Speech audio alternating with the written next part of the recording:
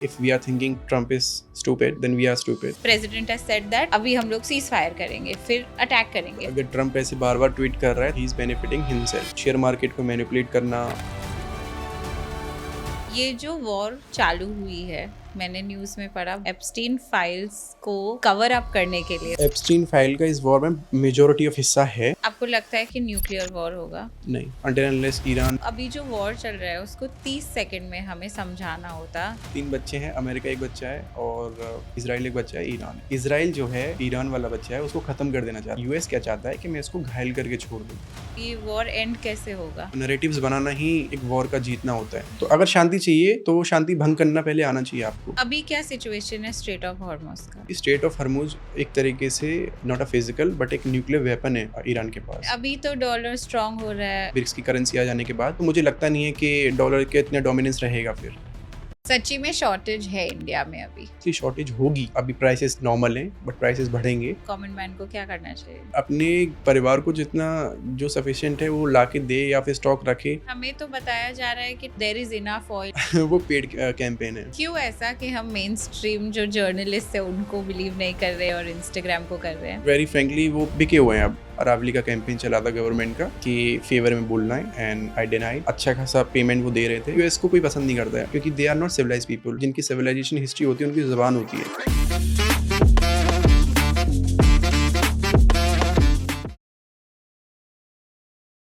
अगर आपको अभी जो वॉर चल रहा है उसको 30 सेकंड में हमें समझाना होता तो आप कैसे समझाएंगे? 3 बच्चे हैं, अमेरिका एक बच्चा है और इजराइल एक बच्चा है, ईरान है।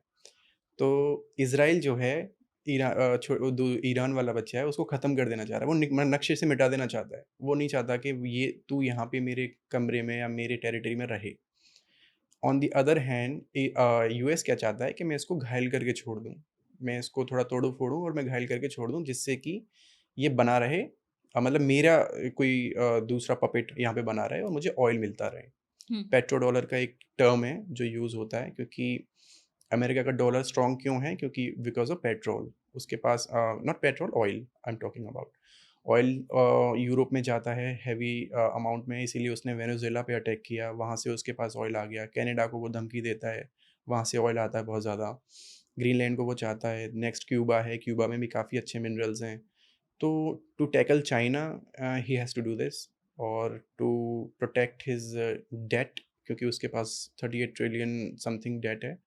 तो 38 trillion is not a small amount, it's a big amount. तो अगर उसको ये सब सँभालना है तो उसको तो चाहिए कि आप ईरान को हम ख़त्म नहीं करेंगे, लेकिन आप यहीं रहो।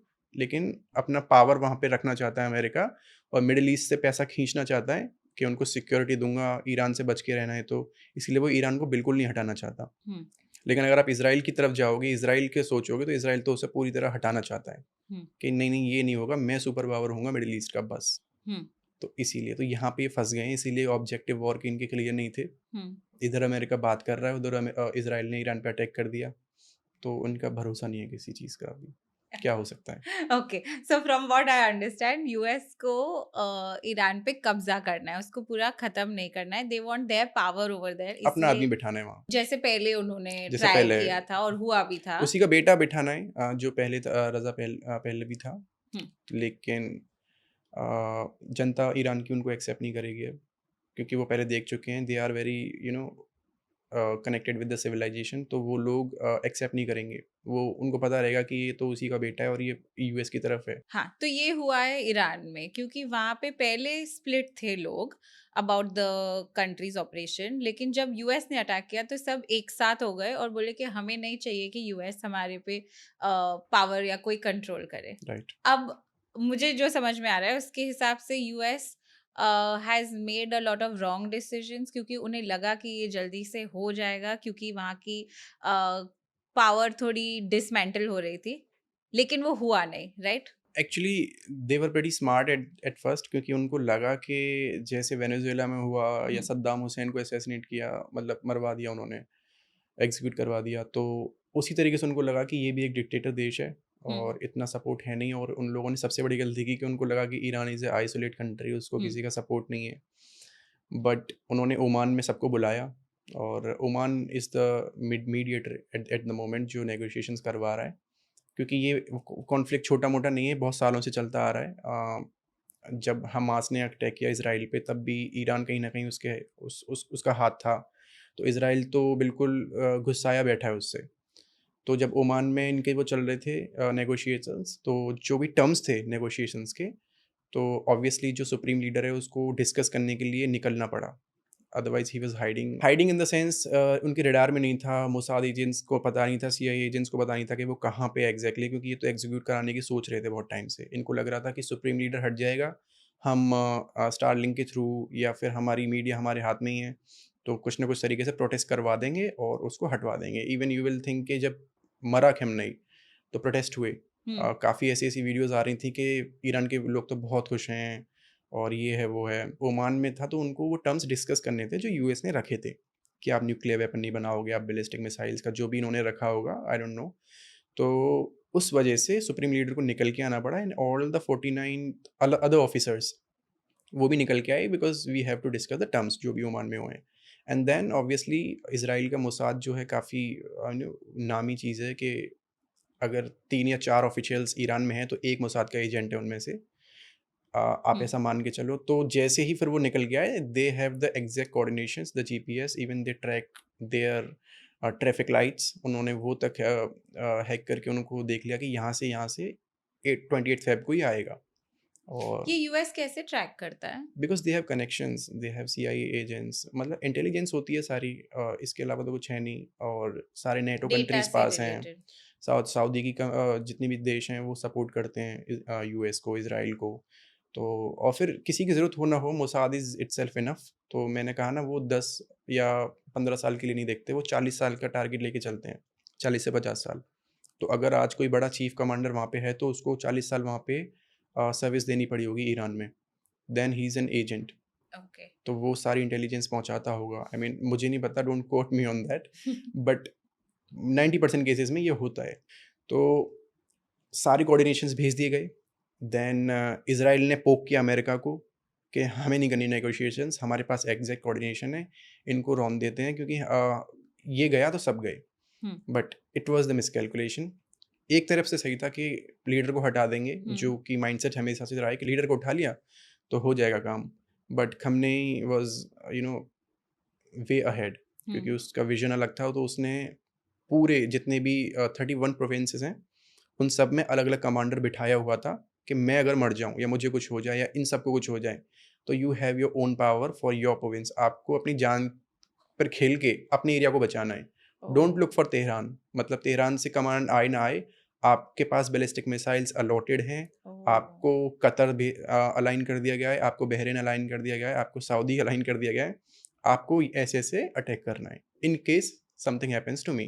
क्योंकि वो ओह! उनका ट्रिगर पॉइंट था, मतलब दैट वाज़ कि एंड ऑफ द लाइन। उसके बाद फिर वो सभी कमांडर्स, अब यही सबसे बड़ी गलती हुई कि अगर वो किसी एक को, क्योंकि उन्होंने कुछ टाइम पहले चीफ को मार दिया, Sulemani. He was also good, मतलब गुड इन द सेंस कि वो ईरान के लिए नेगोशिएशंस कर लेता। नाउ नो पॉइंट, क्योंकि हुँ, वो 31 कमांडर्स आ ही नहीं सकते। एंड इन्होंने जो स्कूल्स पे अटैक किए, बच्चियों को मारा, तो हुँ। अगर किसी का भी एक भी बाप निकला इन कमांडर्स में से, तो वो तो नहीं रुकेगा। Okay. He will get the revenge. तो तो फिर उन कमांडर्स ने क्या किया आफ्टर हिज़ डेथ? उन्होंने पूरे मिडल ईस्ट में ये मिसाइल्स दाग दी। इसलिए उनके पास पावर है और उन्होंने पहले से ही स्ट्रैटेजाइज़ किया था कि अगर ये होगा तो ये हम ये हाँ, करेंगे, हाँ, which US did not know. हाँ, यूएस डिड नॉट नो कि उनकी ये प्लानिंग है कि अगर हम लीडर को ही मार देंगे, और लीडर को फिर दूसरा लीडर बनने में टाइम लगता है। हुँ, देन वो उस बफर टाइम में हुँ, इन्होंने ये चीज़ करी थी कि अगर मैं चला जाऊँ या मेरी मौत हुँ, हो जाए, तो आप रुकना मत, आप उनको जवाब देना, आपके पास ये लाइन है, मतलब प्रॉपर एक ब्लूप्रिंट जो होता है, उनके पास वो चीज़ें थीं। एंड इट वाज़ लाइक कि इज़राइल को भी नहीं पता थी ये बात, that oh! Top level secret. तो ओके। उन्होंने फिर कमांडर्स ने रुके नहीं, कमांडर्स ने आपने देखा कि अच्छा खासा रिटेलिएशन किया है, और इतने दिन 2 सुपर पावर्स को झेलना हुँ, और पूरे वर्ल्ड में हुँ, ये चीज़ें चला देना कि US is not capable, hmm, ये बहुत बड़ी बात है। ईरान को ये तो we have to give give it to him कि ये चीज़ उसने करके दिखा दी और स्ट्रेट ऑफ हॉर्मुज़ को रोक दिया। Hmm, and now obviously Russia is in this war with him, और चाइना भी है। नॉट फिज़िकली कि हम अपना लैंड देंगे या आप यहाँ से मिसाइल लॉन्च कर लो, but yes, behind the scene वो लोग हैं। How is Russia and China supporting Iran? Obviously अगर कोई भी सोच रहा है कि ईरान के साथ कोई नहीं था, तो वो तो सो रहा है, उसको नहीं पता फिर। ऑब्वियसली नॉर्थ कोरिया ने भी बोल दिया है कि if you want we can give you ICBM missiles intercontinental, आप जहाँ मारना चाहो मार सकते हो। और अमेरिका इसलिए नॉर्थ कोरिया से कुछ नहीं कह सकता because he has nuclear weapon. तो same goes not with good. Iran, Iran भी यही सोच रहा था कि अगर हमें ये लोग बोल रहे हैं कि वी आर रेडिकल्स और हम डिक्टेटर हैं, तो हमें न्यूक्लियर बनाना पड़ेगा, then they can not touch us. Pakistan का ही देख लो, अगर पाकिस्तान कोई बहुत बड़ा देश थोड़ी है, लेकिन न्यूक्लियर है तो उसको लोन मिलता रहता है। क्योंकि अगर वो बैंकरप्ट हुआ या भिखारी हुआ तो क्या होगा न्यूक्लियर वेपन्स का? कोई भी वो फिर उनको बेचना शुरू कर देगा, ओह! तो उससे पैसा कमाएगा। तो दैट्स व्हाई वो देते रहते हैं। तो इतना बड़ा डील नहीं है कि ईरान के लिए nuclear weapon banana. Hmm, Russia can help, China can help, but Iran has denied. Iran ने अब तो काफ़ी, अगर ये वॉर रुकता है, हुँ। तो ईरान 1 साल के अंदर बना लेगा। न्यूक्लियर न्यूक्लियर वेपन्स वेपन 1 साल के अंदर बना ताकि ये लेगा। वापस नहीं हो। फिर कभी नहीं होगा। जब ये ईरान ने वापस अटैक किया, तो ऑब्वियसली यूएस को नहीं पता था, उन्हें आइडिया नहीं था कि ये सब होगा और उनके इतने सारे जगहों पे अटैक हो रहा है, क्योंकि ऑब्वियसली वो यूएस को अटैक नहीं कर रहे, तो वो आसपास की जगहों को अटैक कर रहे हैं एज रिटेलिएशन। लेकिन इसके बीच में हम जो न्यूज़ पे देख रहे हैं, उस पे प्रेसिडेंट हैज सेड दैट अभी हम लोग सीज़ फायर करेंगे, फिर अटैक करेंगे, फिर बंद होने वाला है, फिर ईरान मान गया है, फिर ईरान कह रहा है कि नहीं हम नहीं माने हैं। तो ये पूरा सीन समझाइए। अगर ट्रम्प ऐसे बार-बार ट्वीट कर रहा है, तो it just he is benefiting himself, कि शेयर मार्केट को मैनिपुलेट करना। और यू नो वो वो इन्फ्लुएंसर्स का बाप है एक तरीके से। ही इज़ ही इन्फ्लुएंसर्स का इन्फ्लुएंस। हाँ, वो he is a supreme leader of influencers. तो उसको पता है कि मीडिया को कैसे हैंडल करना है। बट क्योंकि ईरान इस गेम में अच्छा चल रहा है, इस ईरान को भी पता है कि अगर वहाँ से कुछ आया है, कोई प्रेस रिलीज़ हुई है, तो हमें तुरंत विदिन एन आवर या फिर 1 दिन के अंदर कुछ ना कुछ वापस भेजना है। We can hmm, not be silent. दुनिया को पता रहना चाहिए कि क्या हो रहा है। हुँ, तो वो भी जवाब दे देते हैं, तो इसलिए वो एजेंडा फिट नहीं बैठ पा रहा ट्रम्प का। और दूसरी बात इसमें पॉइंट ये है कि जब भी कोई न्यूज़ वो देता है, फॉर एग्ज़ाम्पल मार्केट खुलने वाला है 8 बजे, गिविंग एन एग्ज़ाम्पल, तो वो बोल देगा कि सीज़ फायर हो गया है and we are negotiating on the terms. तो सबको लगेगा चलो शांति हो गई, and then people start investing again, again, again. तो मार्केट ऊपर जाता है एंड समबडी मेक्स प्रॉफिट, जो कहीं न कहीं कनेक्टेड होगा ट्रम्प से। जो हम लोग सोच रहे हैं कि वो बिना सोचे-समझे कुछ भी बोले जा रहे हैं, वो ऐसा नहीं है, वो कैलकुलेटिवली मार्केट्स को मैनिपुलेट करने के लिए ये सब ट्वीट्स डाल रहे हैं। It's not my theory, but एक थ्योरी है। मैंने एक प्रोफ़ेसर हैं, वो बताते हैं कि if we are thinking Trump is stupid, hmm, then we are stupid. क्योंकि ही इज़ वेरी स्मार्ट कि उसको करना क्या है, he is very clear with the vision, he is a good businessman. उसको पता है कि वो क्या कर रहा है। ट्वीट्स और ये सारी चीज़ें हैं, क्योंकि ट्वीट्स क्या होती है, ट्विटर किसका है, एलन मस्क का है, एलन मस्क किसके साथ है वो पता ही है हमें। हुँ, तो वो मीडिया से लेके हर चीज़ उसके पास है। Hmm, but he doesn't want America to be super power now. Theory ये है कि 1991 में, तो 1991 में एक अमेरिका का एक कॉन्सेप्ट आया, डॉक्ट्रिन ये आया कि वी विल मेक अमेरिका पैक्स करके एक इनकी पॉलिसी है कि हम सभी देशों पे डोमिनेट करेंगे। मेजॉरिटी ऑफ देशों को हम सिक्योरिटी देंगे, उनके रिसोर्सेज़ जो होंगे वो हम ही लेंगे, हमारा पहला अधिकार होगा। उनका पहला आइडिया था। और हम सबसे कंज़्यूम करेंगे, हमारा डॉलर दुनिया भर में जाएगा, हर डील डॉलर में ही होगी, हुँ, किसी और करेंसी में नहीं होगी, और हम उन सब से सामान लेंगे। We are the consumer, we are not the exporter. But Trump as a businessman वो आया, तो उसने जब पहले टर्म में आया तब भी उसने ये सोच लिया था, और उसने सारे पहले डील्स कैंसल कर दी। ही इज़ लाइक कि हम क्यों बने consumer? We will grow, we will export, और हम यहाँ पे बिज़नेसेस डालेंगे, हम यहाँ पे यहाँ के लोगों को काम देंगे, क्योंकि इन्फ्लेशन रोकने का वही तरीका है और जॉब देने का वही तरीका है कि आप खुद कुछ करके दिखा रहे हो। खुद हमने चाइना को इतनी पावर दे दी, ऐसा ट्रम्प बोलता है कि चाइना को इतनी पावर दे दी कि he can now duplicate anything. आप कुछ भी बोलो, आप वहाँ से खाली हाथ नहीं आ पाओगे, कुछ ना कुछ देगा वो आपको, चाहे क्वालिटी हो ना हो, वो आपको दे देगा। Same goes with America. America कह रहा है we can do with the better thing, हम प्रोडक्ट अच्छा देते हैं, तो हम अब एक्सपोर्ट किया करेंगे, और हमें नहीं चाहिए कोई भी, हम जिस पे चाहे उस पे अटैक करेंगे, जिस पे चाहे उस पे वो करेंगे। हम अगर कोई भी रशिया या China north America, south American में इन्वेस्टमेंट लेके जाता है, तो they will not entertain now, जब तक ट्रम्प है। वो ओके, डायरेक्ट अटैक कर देंगे किसी पे भी। ओके, जैसे वेनेजुएला के साथ चाइना की कुछ डील्स थी, ग्वाटेमाला में चाइना पनामा कैनाल का अल्टरनेटिव बना रहा है, बट ग्वाटेमाला की भी हालत ख़राब है, मेक्सिको की भी हालत ख़राब है हुँ, और क्यूबा को भी बहुत जल्दी करेंगे, हुँ, क्योंकि उसकी हालत सैंक्शन से बहुत पहले उन्होंने टाइट कर दी है। तो दे विल नॉट एंटरटेन, वो कह रहे हैं कि हम सबका रिसोर्स लेके, और डॉलर वॉलर उनको पता है कि चलेगा नहीं अब ज़्यादा। मैं इसलिए कह रहा हूँ क्योंकि जैसी जितनी जितनी जल्दी ये वॉर ख़त्म होगी तो ब्रिक्स आएगा, और इंडिया का iMac, Indian middle east economic corridor जो है वो फिर से रिवाइव होगा। बहुत ज़्यादा इन्वेस्टमेंट इंडिया कर चुका है उसमें, और भी सऊदी अरेबिया भी।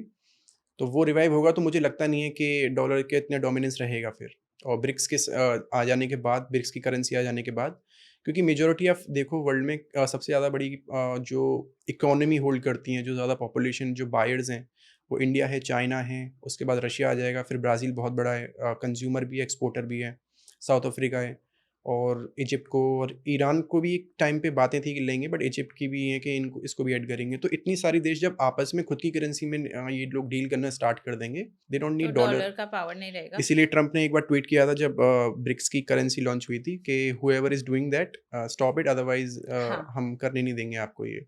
ओके।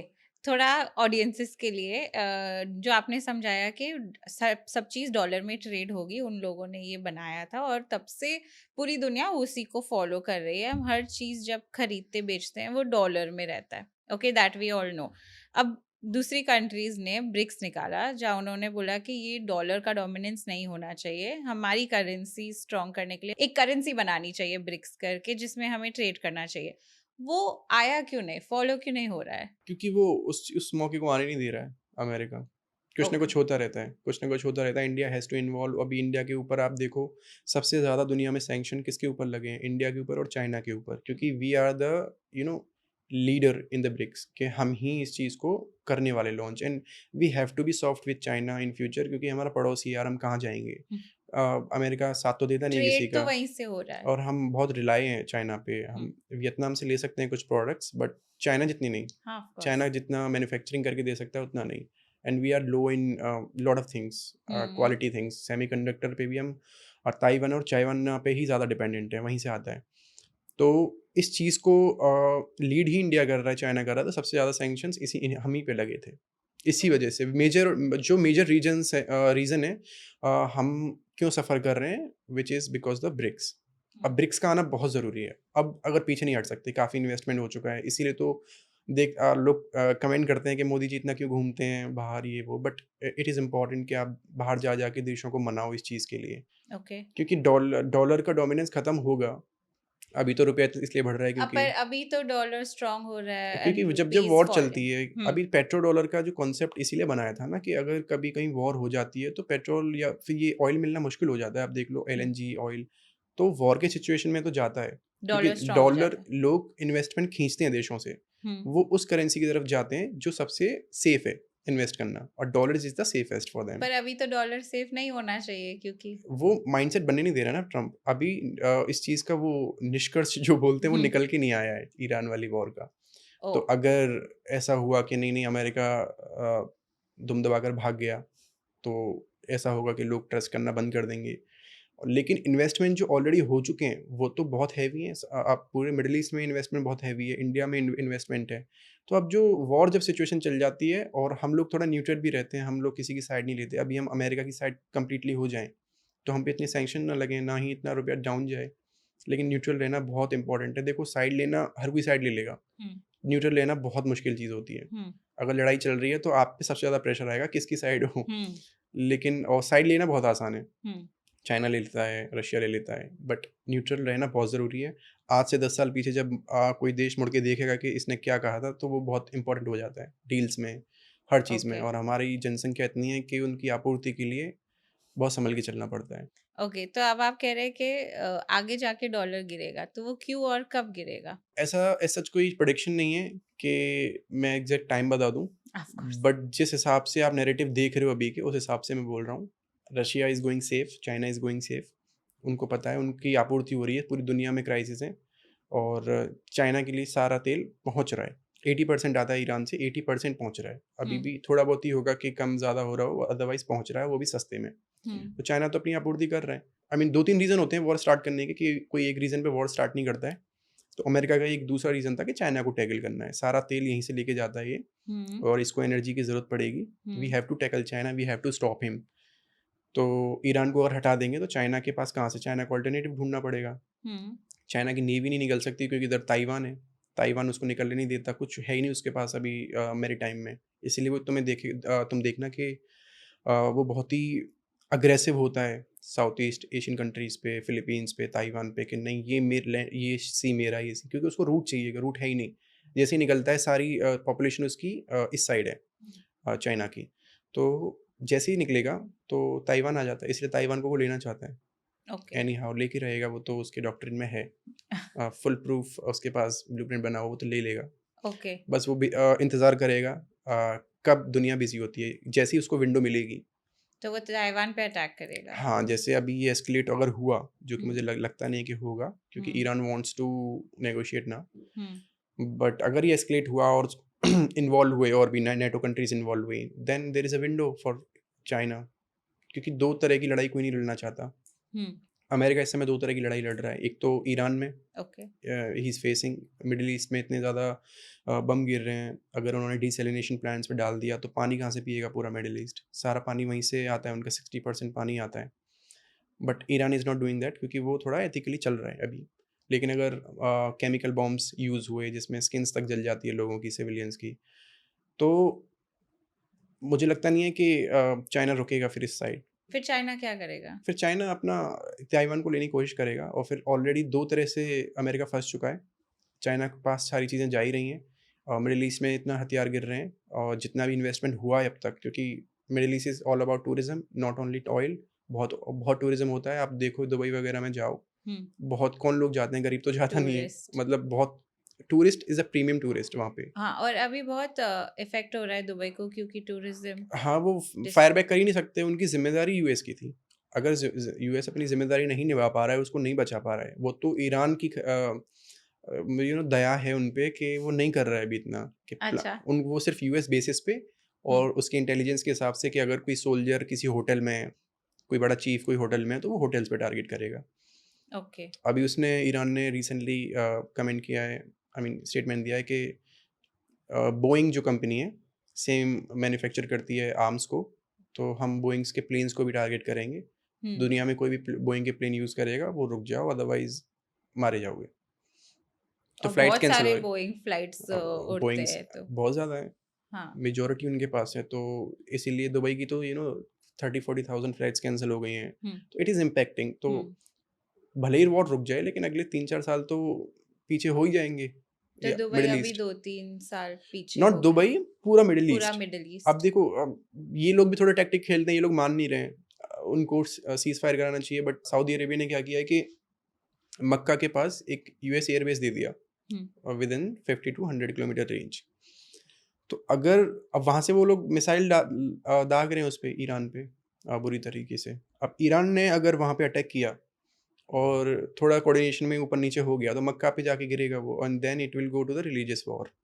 तो hmm. This is the tactics they do और फिर ईरान के सब दुश्मन हो जाएँगे, एवरी कंट्री, और फिर ईरान को कोई बचा भी नहीं पर वो पाएगा। इतना बड़ा रिस्क नहीं लेगा ईरान। बट अगर वो बेस ज़्यादा उनको टारगेट करेगा या ज़्यादा डेडली वेपन्स वो यूज़ कर रहे हैं उसी बेस से, तो दे हैव टू डू ना। बट वो एक्यूरेट करना पड़ेगा, that in in that point Russia और चाइना की दाद देनी पड़ेगी। वो उनको एग्जैक्टली जीपीएस कोऑर्डिनेशंस भेज रहे हैं कि एग्जैक्टली यहाँ पे उन्होंने अभी यूएस का $300 मिलियन का एक रडार प्लेन है, आई डोंट थिंक में MI3 या पता नहीं क्या नाम है उसका, मुझे नाम याद नहीं आ रहा। बट उन्होंने एग्जैक्टली पूरा प्लेन है, एक पूरा एयरक्राफ्ट है, नॉट प्लेन। और एयरक्राफ्ट के जो रडार है वो 400 आई थिंक 500 से 600 किलोमीटर या 1000 पता नहीं कितना किलोमीटर तक का रडार है वो। हुँ, वो दूर से मिसाइल या कोई भी अटैक हो रहा है वो पहचान लेता है, हुँ, डिटेक्ट कर लेता है। तो इतना एक्यूरेट पिन पॉइंट उनके पास जीपीएस था कि उन्होंने सिर्फ रडार पे, बाकी पूरा एयरक्राफ्ट बचा हुआ है, सिर्फ रडार पे उन्होंने बैलिस्टिक मिसाइल डाली हुई है और वो वहीं जाके और वो वहीं जाके गिरी है। तो इतने एक्यूरेट कोऑर्डिनेशंस मुझे तो लगता नहीं है कि ईरान के पास हैं, वो चाइना उसको प्रोवाइड कर रहा है। तो ये अलायंस होती है। हुँ, तो यही अलायंस है और जितने भी ड्रोन्स हैं चाइना ईरान के रशिया से मैन्युफैक्चर होके आ रहे हैं। हुँ। तो रशिया सपोर्ट कर तो रहा एक है। कैस्पियन सी का पॉइंट है उन दोनों के बीच में। रशिया और ईरान के बीच में, और फिर रशिया बॉर्डर शेयर करता है नॉर्थ कोरिया एंड उसके साथ, चाइना के हुँ, साथ। तो उस कैस्पियन सी पर वो कोई भी वो ट्रैकिंग नहीं है किसी की। Hmm, even Starlink can not track कि क्या जा रहा है, क्या आ रहा है। हुँ। तो वहाँ से वो लोग और अभी हम लोग जहाँ पे हैं तो ट्रम्प इज़ सेइंग कि ईरान अगर रुका नहीं तो अभी हम लोग बहुत बड़ा और अटैक करेंगे, तो ये वॉर कहाँ जा रहा है? अगर ट्रम्प के हिसाब से चलेंगे तो वो तो फिर सबको मार देगा। ओके, उसके ट्वीट्स के हिसाब से चलते हैं तो। बट मुझे लगता नहीं है कि ऐसा होगा। वो नहीं अटैक करेगा। हाँ, क्योंकि स्ट्रेट ऑफ हॉर्मुज़ एक तरीके से you know not a physical but एक न्यूक्लियर वेपन है ईरान के पास। It's not a small thing, क्योंकि सारे देश कतार से लेके सऊदी अरेबिया से लेके बहरीन, कुवैत, सबका ऑयल जाएगा कहाँ से? वहीं से जाएगा। अगर बाब अल मंदेब इस साइड स्टेट पे यमन हूदीज़ को उसने एक्टिवेट कर दिया है। अगर उन्होंने अटैक करना शुरू कर दिया एक-एक शिप पे, तो इंश्योरेंस कंपनी पैसा हटा लेंगी। अगर उन्होंने पैसा हटा लिया then it will be 10 time और 5 टाइम कॉस्टलियर। बहुत कॉस्टली हो जाता है। जब इंश्योरेंस कंपनी इंश्योरेंस नहीं देगी तो कोई भी शिप नहीं भेजेगा। और अगर उनको भेजना है, क्योंकि निकलेगा ऑयल वहीं से, वही देश हैं जो ऑयल देते हैं। Otherwise you have to go to Venezuela, और वहाँ पे फिर उसका ऑयल रिफाइन करने के लिए रिफाइनरीज़ बहुत कम है। इंडिया के पास तो हैं, बट दुनिया में सबके पास नहीं होती वो उस ऑयल को रिफाइन करने के लिए। और फिर कहीं न कहीं फ़ायदा भी है यूएस का कि उसने एनेक्स कर लिया, वहाँ से वो ऑयल बेचेगा, कनाडा से ऑयल बेचेगा। लेकिन फिर मिडल ईस्ट वाले नहीं छोड़ेंगे ना उसको। हुँ, तो अभी क्या सिचुएशन है स्ट्रेट ऑफ हॉर्मज़ का? अभी तो कुछ खोला ही नहीं है। अभी पर आज इंडिया और चाइना तो जा रहा है, राइट? इंडिया के कुछ जा रहे हैं, और India in talks with them. तो क्योंकि इंडिया न्यूट्रल रहने का ये फ़ायदा भी होता है कभी-कभी कि अब देखो ईरान को बचाने वाला तो कोई है नहीं ज़्यादा। इवन रशिया एंड चाइना सामने आके उनको रोक तो लेंगे नहीं। हुँ, दे कैन जस्ट टेल कि यार ये गलत हो रहा है। वो बस अपने वो घर पे, पीछे से हेल्प करते हैं। हाँ, वहीं बैठ के ऑफ़िस में बैठ के वो कर सकते हैं जितना कर सकते हैं, और वैसी मदद कर सकते हैं इंटेलिजेंस की। बट अपने मिसाइल वगैरह नहीं देंगे और अपनी लैंड यूज़ नहीं करने देंगे। तो वैसा सपोर्ट इंडिया ना तो हाँ, उसके खिलाफ करेगा, ना ही उसके हित में करेगा। हुँ, तो दैट्स व्हाई इंडिया की शिप्स को अब मुझे ऐसा लगता है कि जल्दी छोड़ दिया जाएगा। ईरान ने जब मिसाइल लॉन्च की इज़राइल पे, तो उन्होंने ये लिखा हुआ था कि थैंक यू इंडिया, हाँ, है ना? इंडिया के लोगों के लिए स्पेसिफिकली, जिस-जिस देश से, क्योंकि उनको पता रहता है कि नैरेटिव कहाँ से कैसा आ रहा है। तो इंडिया तो हमेशा, जैसे जो अटैक हुआ था, तो वी वर कि मेजॉरिटी ऑफ द इंडियंस, क्योंकि यूएस को कोई पसंद नहीं करता है, ऑनेस्टली मैं बताऊँ। सबको पता है कि वो क्या है। वो इधर आप टेबल्स पे टॉक कर रहे हो, उधर आप पे अटैक हो जाए आपके घर में, तो ये उसकी ज़बान तो है नहीं। हुँ, क्योंकि they are not civilised people, मतलब जिनकी सिविलाइजेशन हिस्ट्री होती है उनकी ज़बान होती है। अब ओके, हमारी हिस्ट्री है, ईरान की हिस्ट्री है, अगर आप किसी चाइना की हिस्ट्री है, आप हुँ, चाइना पे बिलीव कर सकते हो इस चीज़ में। हुँ, तो जिन लोगों के बैकग्राउंड अच्छे होते हैं वही लोग ट्रस्टवर्दी होते हैं। यूएस को ट्रस्ट नहीं कर सकते हो आप, ओके, टॉक्स के मामले में। आप अगर आप उन्होंने बोला है कि हम नेगोशिएशंस कर रहे हैं, मतलब you have to be ready for a war, जल्दी से जल्दी। ओके, तो ऐसा होता है हर बार, और फिर ये बेवकूफ़ी रही ईरान की, इन्होंने दोबारा जब खमनेई के टाइम पे दोबारा नेगोशिएशन करने बैठ गए ये लोग, क्योंकि ये पहले बम खा के बैठे हुए थे। हुँ, तो कुछ बेवकूफ़ थे, उन्होंने मान लिया होगा कि दोबारा नेगोशिएशन हो जाएँगे, हाँ, तो ये नहीं करना चाहिए था उनको। तो स्ट्रेट ऑफ हॉर्मज़ अभी के लिए नहीं, नहीं खुलेगा, नहीं खुलेगा। नहीं खुलेगा। स्ट्रेट ऑफ हॉर्मुज़ इसलिए नहीं खुलेगा क्योंकि वही एक पिन पॉइंट है उनके पास, जिससे वो अ, कॉस्टली बना सकते हैं। जितना हो सकता है दुनिया के लिए इस वॉर को कॉस्टली बना रहे हैं। उनके पास क्या है? अगर अमेरिका और इज़राइल चाहे, हुँ, कल कल घुस जाए, घुस के मार भी सकता है। मतलब ओके, ईरान को हराना तो पड़ेगा, ईरान को कोई बचाने नहीं आ पाएगा ऐसे। ओके, अगर वो लोग नाटो कंट्रीज़ आ गईं, इधर से इज़राइल आ गया, इधर से यूएस आ गया। इज़राइल तो चाहता ही है कि हुँ, सबके रिसोर्सेज़ खत्म हो जाएँ, लेकिन कैसे भी ये खत्म हो जाए। हुँ, अब शुरू हुआ ही है तो। क्योंकि सबसे ज़्यादा नुकसान इज़राइल को ही होगा। उसकी ओके, सिटीज़ बहुत तबाह हो चुकी हैं मिसाइल से। वो हुँ, दिखाते नहीं हैं बट हो चुकी हैं। हुँ, तो वो तो चाहेंगे कि अब शुरू हुआ है तो खत्म हो जाए अच्छे से। हुँ, बट ईरान के पास बस एक स्टेट ऑफ हर्मुज़ ही है, और कहीं अगर वो तब भी नहीं मानते हैं तो वो बाब अल मंदेब स्टेट को भी कहीं न कहीं नुकसान पहुँचाने की कोशिश करेगा। तो ये वॉर चलता रहेगा? लूप में फँस गए ना वो लोग, उन्होंने सबको मार हाँ, के लूप में फँस गए ना। अब यही हाँ, होता है, मैं इसलिए अभी तारीफ़ कर रहा था ऑपरेशन सिंदूर की, कि हमें पता था कि हमें एग्ज़िट कब करना है। टर्मिनेट करना इज़ वेरी इंपॉर्टेंट, आपके वॉर के ऑब्जेक्टिव्स ही नहीं पता आपको कि कितना मारना है। अब मान लो हम करने को सर्जिकल स्ट्राइक भी कर सकते थे लाइक उरी, जो हमारा अटैक हुआ था। हुँ, तो हम, लेकिन जनता खुश नहीं होती उससे, प्रेशर बहुत था। Hmm, and it's not about pressure की वजह से उन्होंने ये सब अटैक वगैरह किया। बहुत अच्छी हमारी डिफेंस और इंटेलिजेंस है, लेकिन 4 दिन में उन्होंने जितना उनको पेनिट्रेट करना था पाकिस्तान को, जितना तबाही करनी थी, जितने लश्कर-ए-तैयबा से लेके जितने आतंकवादी कैंप्स को हटाना था, उन्होंने हटाया एंड देन क्लोज़। उनको हुँ। पता था कि यहाँ पे रुक जाना चाहिए, अदरवाइज़ पाकिस्तान भी चुप नहीं बैठेगा। मतलब भले ही कितना भी गरीब हो, कुछ ना कुछ तो डिस्ट्रक्शन कर देगा, क्योंकि बॉर्डर एरियाज़ के जो गाँव और शहर थे, बहुत टेंशन थी हुँ। उस टाइम पर। तो किस बेसिस पे उन्होंने बोला कि अब वॉर खत्म करना चाहिए? वही है, यूएस इंटरवीन हो गया था उस टाइम पे, और हमने भी खूब बोल दिया था कि हम इससे ज़्यादा नहीं करेंगे। हमने ही कहीं न कहीं वहाँ पे इंटरवीन करवाया था। वही है, यूएन में ले जाके आप बोल दो चीज़ों को, जैसे पाकिस्तान बोल देगा कि ये गलत हो रहा है, इन्होंने एनेक्स कर लिया। हुँ। हम भी बोल देंगे कि इन्होंने ऐसे किया, ये किया, तो वहाँ पे वो चीज़ फिर रुक जाती है, अगर आप वहाँ ले जाते हो तो। ओके। हालाँकि यूएन सिर्फ़ ऐसे देशों की मानेगा, यूएस की नहीं मानेगा, क्योंकि यूएस का ही यूएन है। तो वो बस दूसरे देशों के लिए काम करता है, और वो भी फ़ेवर में, कि किस देश के साथ कौन से इंटरेस्ट अलाइन हो रहे हैं। In history he is favouring Pakistan और ऐसी कंट्रीज़ जो इंडिया के खिलाफ हैं। क्यों? ऐसे ही उनके इंटरेस्ट होते हैं, इंडिया को रोकना है उनको। They don't want to make another China. Hmm. जैसे चाइना आगे निकल रहा है, वो इंडिया को, जैसे आप उनके डिप्लोमेट्स आए थे, उन्होंने खुद बोला भी आके कि we will not repeat that with India, कि हम ऐसी मिस्टेक करें। हुँ। We will not let India grow like China. हुँ। तो कहीं न कहीं वो लोग हैं जो नहीं चाहते हैं कि ओके। अनदर सुपर पावर निकल के आए यहाँ से। हुँ। अभी ये वॉर लूप में फँस गया है, तो ये वॉर एंड कैसे होगा? कुछ ऐसे देश हैं जो बीच में जाएँगे, जैसे अब ओमान की तो इतनी मुझे पता नहीं क्रेडिबिलिटी, लेकिन मिडल ईस्ट के देश हाहाकार मचाएँगे। अगर मतलब मैं होता कोई शेख या हाँ, तो प्रिंस आप होता, क्या तो मैं करते? तो कॉल मिलाता कि ये सब क्या हो रहा है। You took that, you made the promise कि आप हमारी सिक्योरिटी करोगे, आप कुछ कर नहीं पा रहे हो, you have to stop it right now tomorrow, तो अभी वो अदरवाइज लोग क्यों नहीं कर रहे वहाँ के शेख ऐसे? कुछ होंगी, कुछ ऑन टॉक्स अपने आप में रहती होंगी।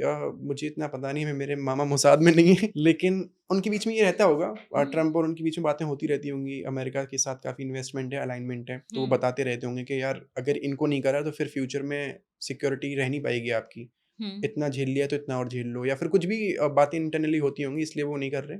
बट मुझे ऐसा लगता है कि अगर ऐसा होता तो पता नहीं, मैं ऐसे एज़ एन इंडियन सोच रहा हूँ इसलिए, हुँ। बट उनके देश के हिसाब से शायद वो अपने देख रहे हैं, इसीलिए वो वापस अटैक नहीं कर रहे हैं ईरान पे।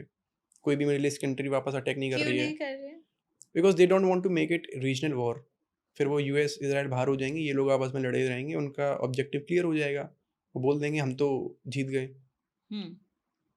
वॉर इज़ व्हाट, इमोशन और इंटेंशन के जो सेंस ऑफ ये विनिंगनेस होती है आपकी, कि हम तो जीत गए, हुँ। वही होती है। जैसे पाकिस्तान ने बहुत हल्ला मचाया कि ऑपरेशन सिंदूर, मतलब वो लोग जीत गए हैं, वो जीत गए हैं, हमारा फेल हो गया, या राफेल हमारा उन्होंने गिरा दिया। हुँ।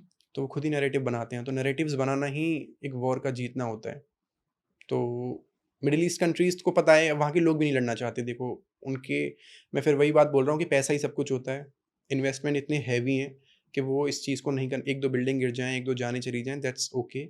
बट अगर वॉर में इन्वॉल्व हो गए, देन उनके जो 50 साल की विज़न है, वो तो मिट्टी में मिल जाएँगे। हुँ। पर अभी भी तो वो बैक हो ही गए हैं इतने साल because of the war. Back हो गए हैं इन मतलब उनको रिकवरी में बहुत टाइम लगेगा। बहुत टाइम तो नहीं है, अभी काफ़ी चीज़ें हैं जो उन्होंने बचाई हुई हैं, ऐसा नहीं है, थोड़ा बहुत क्योंकि अब ईरान की पूरी रिफाइनरीज़ उन्होंने डिस्ट्रॉय कर दी, तो वो भी तो वापस करेंगे कि आपने यूएस बेस दे रखे हैं, हुँ। सारी मिसाइल्स आप ही के बेसिस से आ रही हैं, हुँ। तो हम तो अटैक करेंगे, आपको भी इकोनॉमिकली नुकसान होना चाहिए जितना हमें हुआ है। हुँ। तो इसीलिए ईरान ने वहाँ पर करा है, and obviously it will cost money. Hmm. But अगर वो वॉर में इन्वॉल्व होते हैं, मिडल ईस्ट की कंट्रीज़ वापस फायर करते हैं, हालाँकि उनके पास है भी नहीं डिफेंस, अमेरिका से ही खरीदेंगे, हुँ। तो डबल मार उनको पड़ेगी। और वो क्यों देंगे? क्योंकि वो बिलियंस ऑफ डॉलर्स पहले ही दे चुके हैं अमेरिका को, हुँ। कि आप हमारी सिक्योरिटी दोगे। हुँ। और अमेरिका ने सिक्योरिटी दी भी है, अदरवाइज़ काफ़ी चीज़ें खराब हो सकती थी मिडल ईस्ट में। ऐसी बात नहीं कर रहा है, बट ही अनरिलायबल पार्टनर वाली बात सच होती जा रही है, क्योंकि वो कर नहीं पाएगा ज़्यादा। हुँ। आप बोल रहे हैं कि वॉर इसलिए होती है कि वो नैरेटिव सेट कर सके। तो नैरेटिव सेट करने से क्या मिलेगा कि ओह! हम जीत गए, उससे क्या होगा? मैं एक एग्ज़ाम्पल देता हूँ, हम अपने इंडिया में वासुदेव कुटुंबकम वाली बात बोलते हैं, और बाहर बताते हैं कि हम सबका वेलकम करते हैं, यहाँ पे किसी के साथ डिस्क्रिमिनेशन नहीं होता, कोई भी फ्रीली घूम सकता है। लड़कियाँ रात को घूम सकती हैं। फॉर सऊदी अरेबिया उन्होंने अभी क्यों किया, अपने रिलीजियस सेंटिमेंट्स को अलग हटा के उन्होंने वुमेन्स को राइट्स दिए, काफ़ी चीज़ें करी उन्होंने। तो वो इसलिए करते हैं ताकि एक देश नॉर्मल हो सके। एक देश दूसरे बंदे के लिए या दूसरे जो लोग आ रहा है इन्वेस्टमेंट करने, उसके लिए सेफ बन सके। आप कहीं घूमने जाते हो स्विट्ज़रलैंड, तो आपको लगता होगा यार काश मेरा घर होता यहाँ पे, हुँ। है ना? अच्छी अच्छी चीज़ है, अच्छी जगह है। क्यों? क्योंकि आपको वो सेंस ऑफ फीलिंग आ रही है कि इट्स सेफेस्ट फॉर मी, या फिर यहाँ पे अच्छा लगेगा, यहाँ पे मेरा फ्यूचर अच्छा है, या it's a good environment for pollution नहीं है कुछ भी। तो वही नैरेटिव होता वो है। नैरेटिव तो उससे सेट होना है कि कंट्री कर क्या रही है, वॉर से कैसे हो? वॉर तो वॉर से और भी डिस्टर्बिंग हो जाता है ना कि अरे यहाँ पे तो अगर आप जीत जाते हो, अगर आप ये चीज़ नैरेटिव सेट कर देते हो कि हमने इसको हराया या हमने इसको दबा दिया, हम कितने सुपर पावर हैं, हम कितने सुपर पावरफुल हैं इस चीज़ में, कि आप हमसे डिफेंस खरीदो, हमारे प्रोडक्ट ने कितना कितना डिस्ट्रक्शन किया। अगर आप इसे इंस्टॉल करते हो अपने देश में, तो कोई आप पे अटैक नहीं कर पाएगा। मतलब यही तो सारी चीज़ें होती हैं। ऑपरेशन सिंदूर में ब्रह्मोस ने जो करके दिखाया मिसाइल ने, उसकी वजह से ही हमारे पास इतनी डील्स आ रही हैं, इतनी वजह से ही वो इतनी ज़्यादा बिक रही हैं। ऑपरेशन सिंदूर की वजह से हमारे पास कौन-सी डील्स आ रही हैं? ऑपरेशन सिंदूर में one of the successful missile was BrahMos. It's a cruise missile.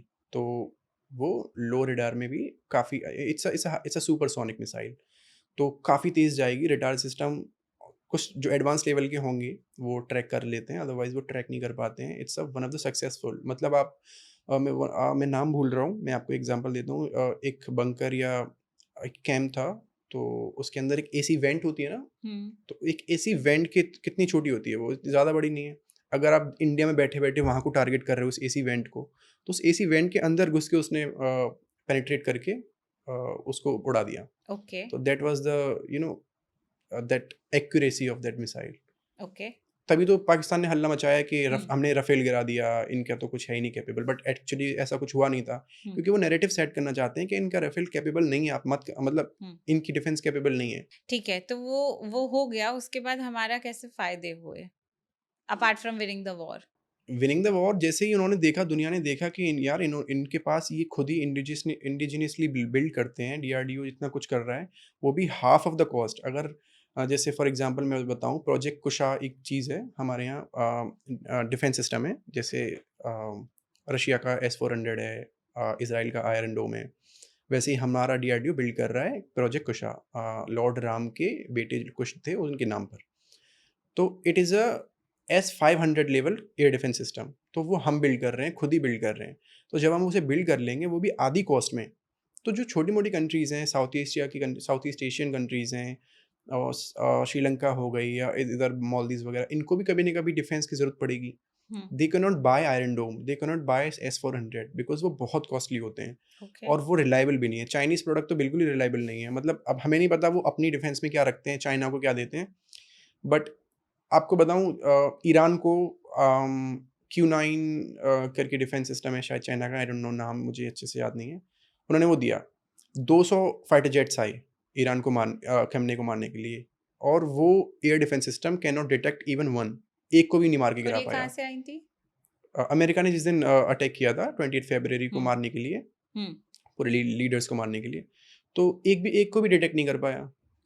This oh! Is the quality of product of China. तो इसीलिए वो नैरेटिव वाली बात है कि जब वॉर चल रही होती है, तो डिफेंस कंपनीज़ क्यों मुनाफ़ा कमाती हैं? क्योंकि वो पता चलता है कि आपको न्यूज़ में देखो कि that F-35 fighter jet had been shot down, हुँ, जो अभी ईरान ने कर दिया, तो उसकी इमेज खराब हुई है। अब इंडिया नहीं खरीदेगा F-35, अच्छा। इंडिया खरीदने वाला था पहले। तो ओह! हो सकता है अब इंडिया रशिया के पास जाए कि यार उस उनको तो ईरान की पुलिस ने गिरा दिया, मिलिट्री भी नहीं, पुलिस ने गिरा दिया। तो फिर ओके, क्या क्या फ़ायदा? हम वो ओके। खरीदें और फिर वो देता भी नहीं है वो वाला चीज़, हाँ, वो ऑल्टर करके देते हैं, खुद की प्रोडक्ट देते ही नहीं है वो लोग, हाँ। जो ओरिजिनल है। तो इसीलिए खुद के प्रोडक्ट होना डिफेंस के बहुत ज़रूरी है और हम और लोग अब बहुत ग्रो जब कर रहे हैं। साउथ ईस्ट एशिया में अगर किसी को कुछ ज़रूरत होगा, तो वो फिर हमसे खरीदते हैं, खरीदेंगे। फिलीपींस ने बहुत सारी ब्रह्मोस मिसाइल के ऑर्डर दिए थे। काफ़ी ओके। काफ़ी करोड़ों का, आई डोंट नो, मुझे नंबर याद नहीं है शायद, लेकिन ऑपरेशन सिंदूर के बाद तो बहुत ग्रो किया है। हुँ, हमारे डिफेंस को बहुत लोग खरीद रहे हैं। हुँ। और जैसे ही अग्नि 6 आ जाएगी, it is also intercontinental ballistic missile, जो आई थिंक यूएसए तक को टारगेट कर लेगी यहाँ से बैठे-बैठे। आप या इंडिया से? यूएसए यूएस को टारगेट कर सकते हो क्योंकि आप। वैसे अभी हमारे पास 15 ऐसी कोई मिसाइल्स नहीं है ना, जो वहाँ तक जाके यूएस तक अटैक नहीं जा करे। सकती, बट यूरोप तक जा सकती हैं। 8000 किलोमीटर तक हैं। हम क्लेम करते हैं 5500, हुँ, बट डीप डाउन वो 8000 किलोमीटर तक जा सकती है। It means it covers Europe.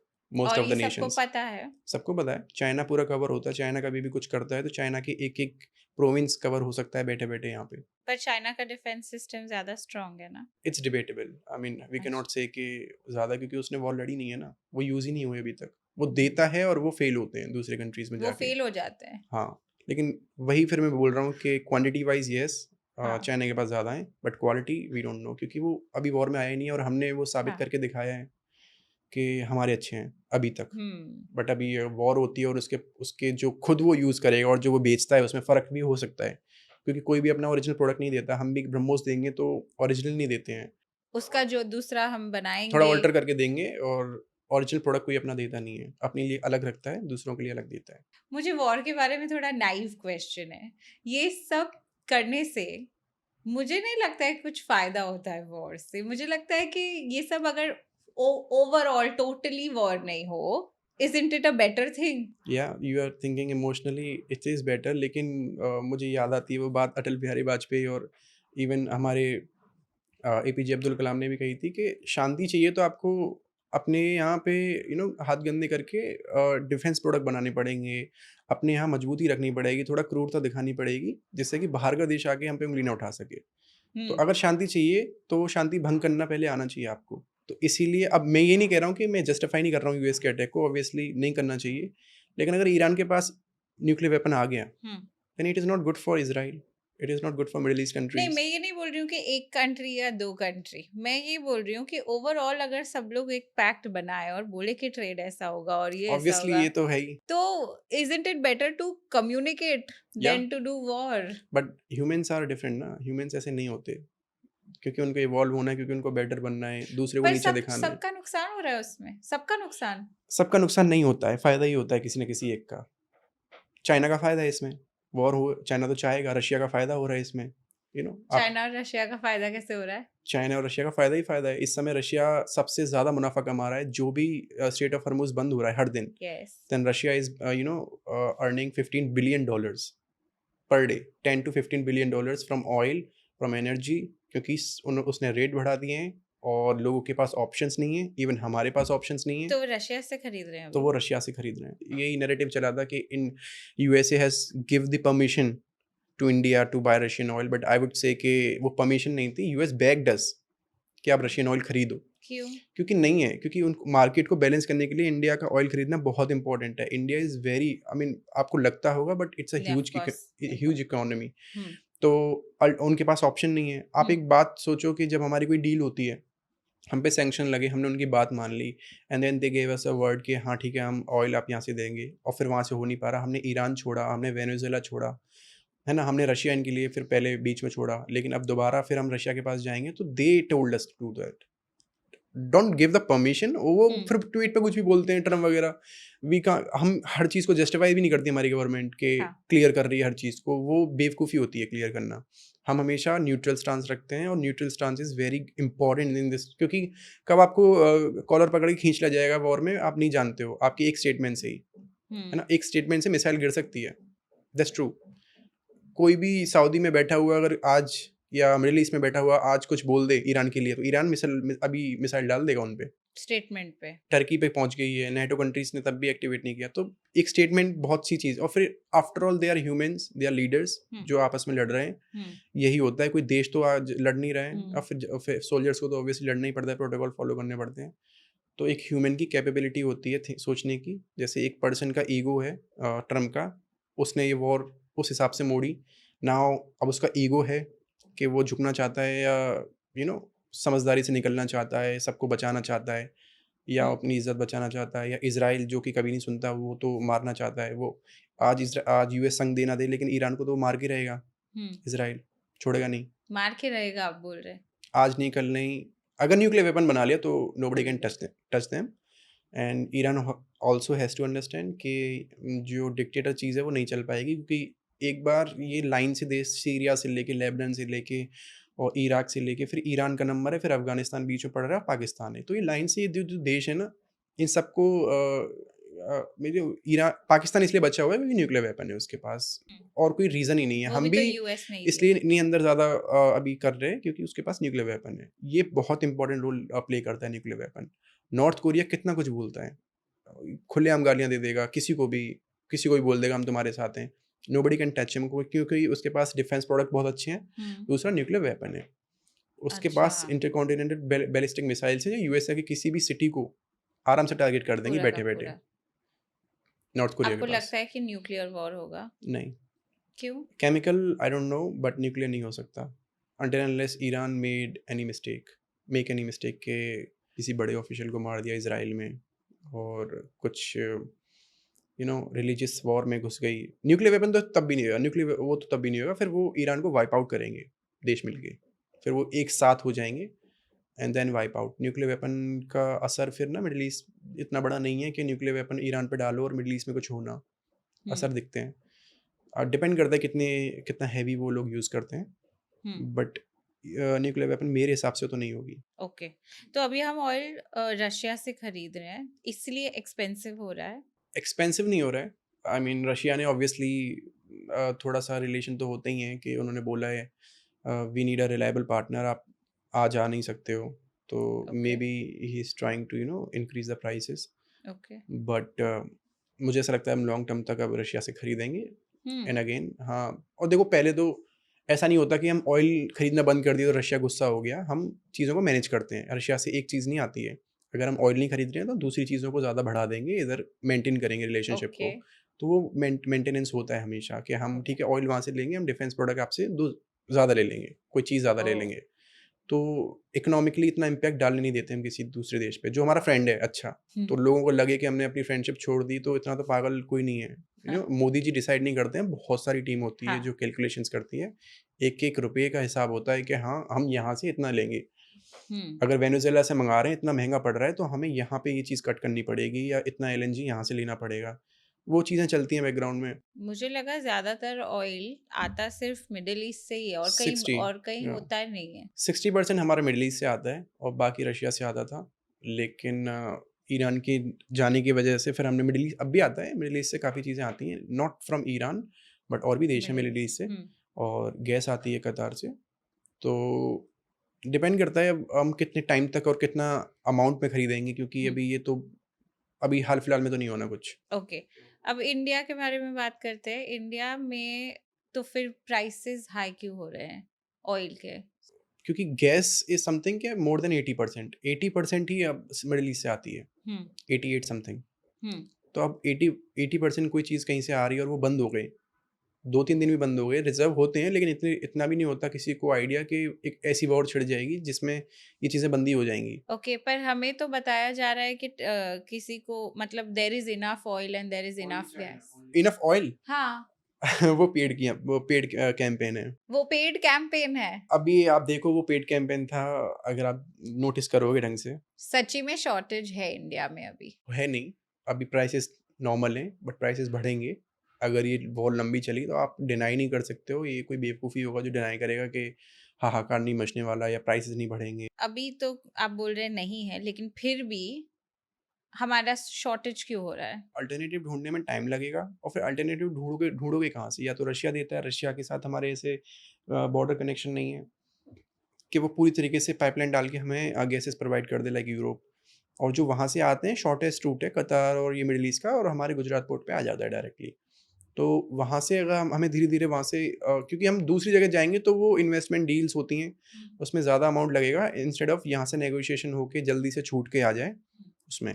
तो इसीलिए एकदम से शॉर्टेज हो गई थी, लेकिन फिर भी गवर्नमेंट ने बहुत अच्छे से मैनेज किया। आपको बुक करने में इतनी प्रॉब्लम अब बाद में नहीं आ रही होगी, आप मतलब कर सकते हो।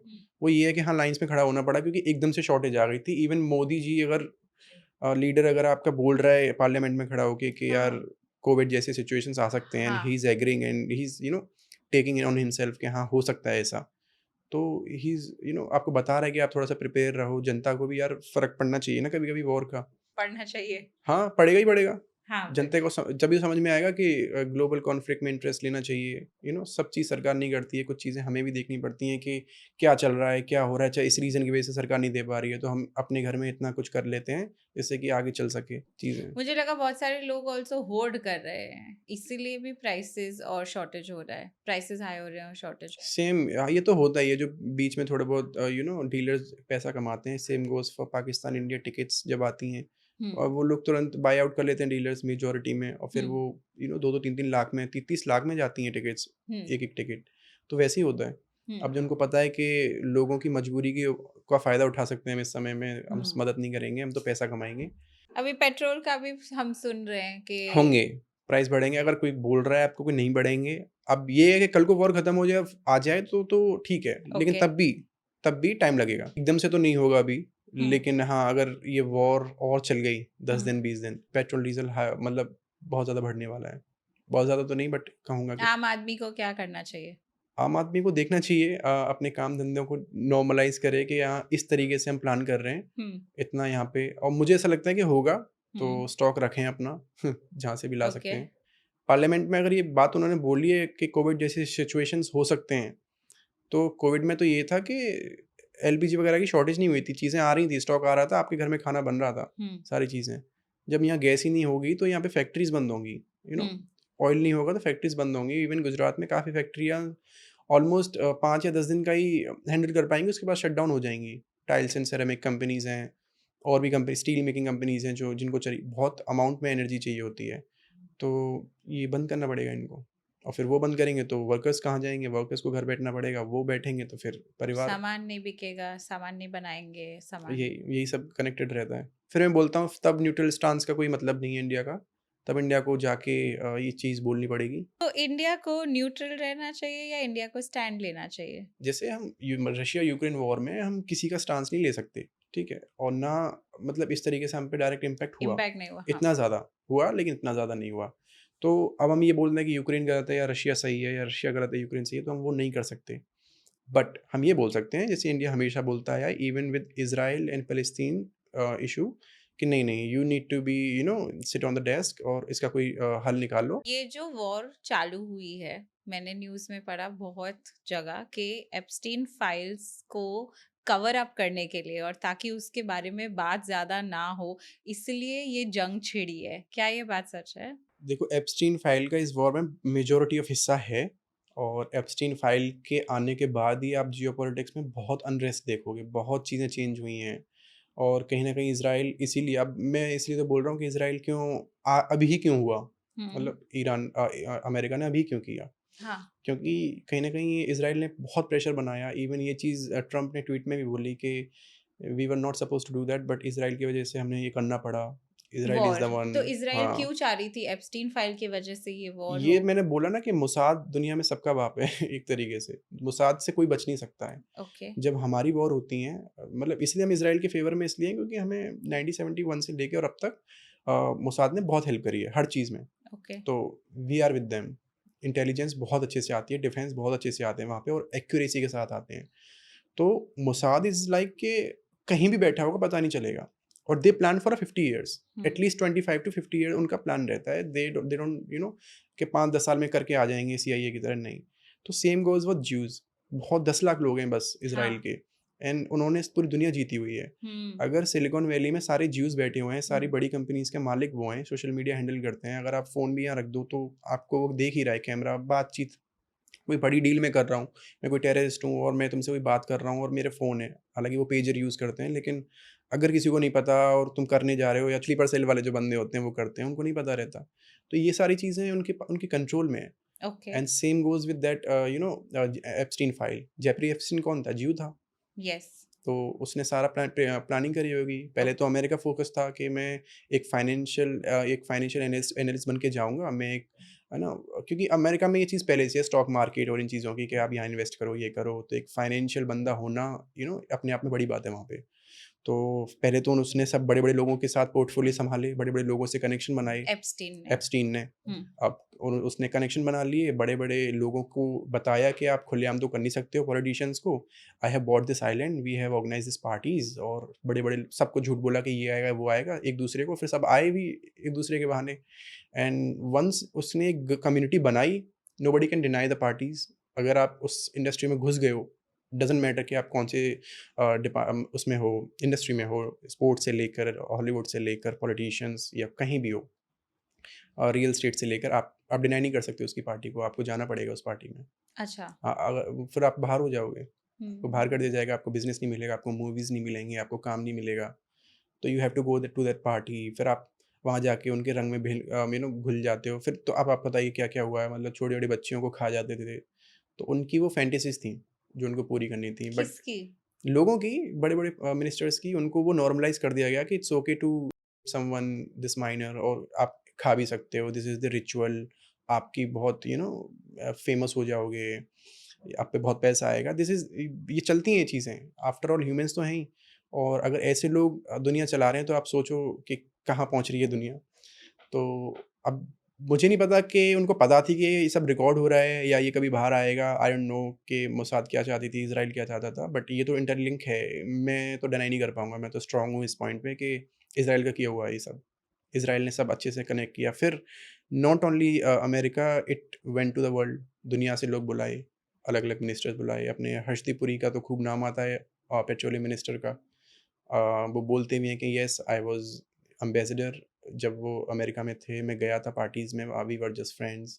अब मुझे तो पता नहीं क्या है, बट मोसाद को पता है क्या है।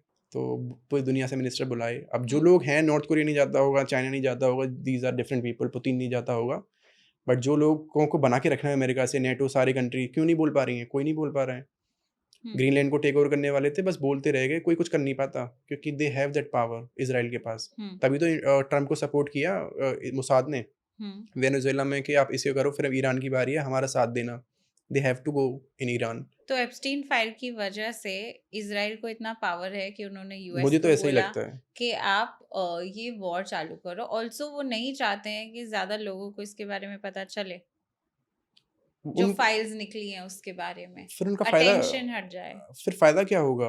अगर वो सारी फाइल्स निकाल देते, जितनी निकली हैं उतनी उतना बहुत है कि एक एक बज़ क्रिएट हो जाए दुनिया में कि यार अच्छी कि कितने बुरे लोग हैं ये वो। सबके नाम नहीं लॉन्च करेंगे। अभी ट्रम्प का नाम आया है, लेकिन ट्रम्प में इतना नहीं आया कि ट्रम्प ये करता हुआ पकड़ा गया, ये करता हुआ पकड़ा हो गया।